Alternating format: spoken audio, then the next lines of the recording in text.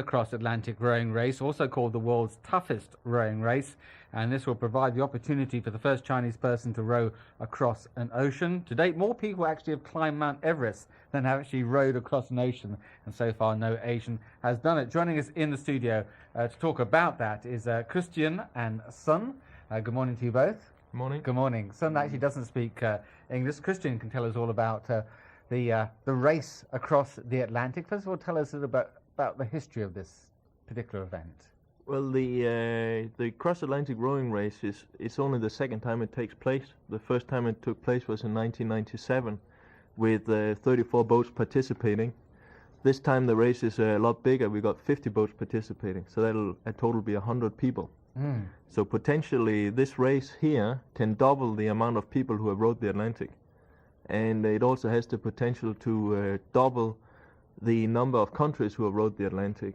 Sun Haibin, he'll be the first Chinese and also the first Asian to row the Atlantic, and I'll be the first Dane. You'll be the first Dane. That's interesting. The boat you have now, these boats are what, all the same, or can you custom build them? What the race organizers are trying to do is to make it a very fair race and also an affordable race. So all the boats are one design. You buy a pre-cut kit from the race organizers. You can then assemble it yourself. It's quite simple. It's just sheets of plywood, and then you epoxy them together. So you can't really have an advantage on the boat. So it's all down to the teamwork of the rowers and strength and stamina. I think particularly mental stamina. Right. Well, actually, before we get to the mental side, look at the physical side. Now, you're both looking at you. I mean, you're not muscly people, are you? This You don't look like bodybuilders. Well, thank you. But this type of event is an endurance event, and typically for endurance events, you don't build big bulk. It's more you have lean red muscle fibers, which are not the bodybuilder type strength. Sun Haibin, he is a Ironman triathlete and has competed in the outdoor Mile 7 quest. And myself, I've done kayaking, ocean kayaking, and do a lot of yachting, and also done the trail walker. Right. So it's endurance. It's keeping going. It's endurance. I think. I mean, you have to be physically fit to do it, but really what will make or break you is your mental, the mental stamina. Okay, let's get on to the mental stamina then. How do you keep your head together? I think that's probably going to be one of the biggest challenges. The thing is, teamwork is key. You have to really be able to rely on your partner.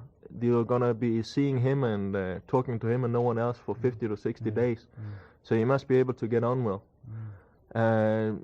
Secondly, I mean, when I went and I found Sun Haibin, I made sure it was an endurance athlete. So he has an aptitude for that type of thing. Otherwise, I mean, it's going to be very tough. I mean, the novelty of actually rowing will wear off after day 20 out at sea, and it'll become a real chore. So it's just gritting your teeth and getting on with it. It's interesting because, as you said, you're a Dane, and Sun is from the mainland. So you have sort of language problem to the extent that you do speak Mandarin, but you're also obviously a linguist. But you have that as a certain obstacle. Also, you have a cultural difference. Does that?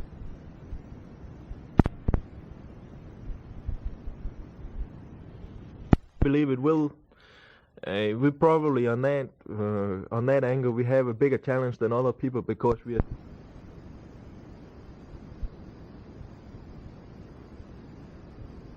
Adds to the challenge, and that's all part of it. We are using the race to fundraise for mainland Chinese students to study at the United World College of the Atlantic in Britain, and that's all about promoting international understanding. So we're kind of trying to use this example as what is possible, make the seemingly very difficult things be possible. Have you worked together at all, or how have you sort of prepared for this race? Well, on a mental. On a mental basis. Same, I mean, what can you say? That we have got this far. It hasn't been easy. Mentally, it's been actually quite challenging. Initially, Sun Haibin has had to get his passport to be able to come down here. There's been a lot of stress involved in that. We built the boat in China. That was also quite stressful. We launched in China, etc. And now, you know, through endurance, we've managed to get the whole thing down here. We now have the boat in Hong Kong. It's now starting to become a very controllable event. We can start training together, start finding sponsors, and I'd say mentally, of course, we've been mentally tested outside the rowing event, and now it's really starting to get down and then go out rowing together and test each other there. Why do you need sponsors? Well, two things. The participating in the race is somewhat expensive, and currently I'm paying that out of my own pocket. So it'll be nice to have some assistance with that. But the main thing really is we would like to raise scholarships for mainland Chinese students to go to the Atlantic College, an international school in Wales. And raising scholarships for that, that's quite expensive. But what we hope to do is to raise 8 scholarships for mainland Chinese students so they can go and study at Atlantic College for 2 years. Right. And I think that would be a nice thing to be able to do with a Chinese and a Dane raising scholarship for mainland Chinese. Yeah, certainly international. There's an international angle on it, yeah. Tell us a little bit about the race itself, if you can. You all set off from where? We all set off from Tenerife on the 7th of October, and then about 50 to 60 days later we arrive in Barbados, in the Caribbean. That's a total distance of 3,000 miles. And well, I mean, how fast you get there is really up to you. In the inaugural race in '97, the winners, 2 Kiwis, they got there in 41 days. And then you had a mother and son team from England who arrived after 100 days.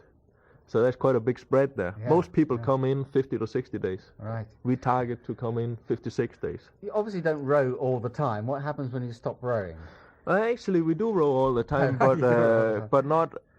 but we won't be rowing 2 at any one time. Basically, if you row 2 people together, you don't double the speed. Right. So it's better to row 1 person at a time, so 1 person rowing, the other person resting. So that's actually more effective. And what's the shift? We'll still have to work that out, but we are probably looking at 2 to 3 hours on and 2 to 3 hours off. And the other person rests? Yeah, the other person rests. Has Basically, some food? Rests, has some food, sleeps. Yeah. Are conditions tough? I mean, what do you mean by conditions? Is that weather conditions? Well, or? 2 things. Yeah, one is the weather, one is the living conditions. The living conditions are basic. I mean, you can make it as comfortable as you want, but anytime you anytime you add a gadget on the boat, you add weight, and that weight you then have to pull yourself.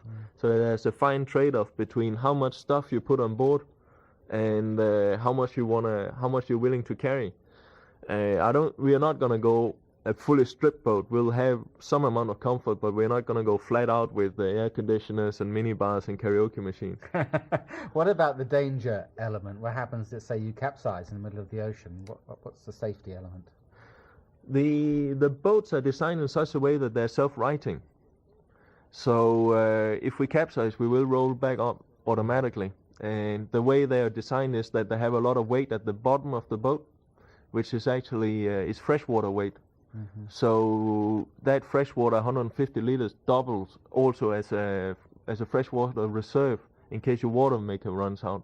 Right. The race is unsupported, which means you have to bring all of your own food and all of your own water. Now you can't bring enough water for 50 to 60 days because we'll be drinking about 20 liters a day. So we have a water maker which runs off solar panels. But in case the water maker breaks, we can then dig into that freshwater reserve, either until we are rescued or until we have repaired the water maker. Other safety requirements are we have to bring a life raft, flares, that type of thing, and what is called an EBIRB, which is a emergency mayday system, which in case you need to be rescued, you can set that up. It'll tell you the position of the boat, and it will also tell you the name of the boat, in which case then you're very easy to find. And apart from that, we have on an ongoing basis, we will have we'll be sending up our position automatically to to a satellite, and that satellite then enables people to go in on a website and see and track the progress of every single participant. So of course that also doubles as an extra safety requirement. Right. So at least you're safe. Yep. Do you have blisters? Yeah, we rode here, didn't you? Yeah, we rode in the studio, but you rode across to Hong Kong, didn't you? Yeah, we were out yesterday. We rode 7 hours, so we made out past Shego from Hong Kong Yacht Club and back in Victoria Harbour. I was pretty lucky with my blisters yesterday. I only got one. Sun Haibin got a number more, so I don't know. He must have been rowing harder than me, probably. You talked about sponsors. Is there any way people can contact you if they want to pledge some money? Well, that would be very much appreciated. The best thing to do is to go through the Hong Kong Yacht Club. Look for Ellen Wong, who is the sponsorship manager there for the yacht club.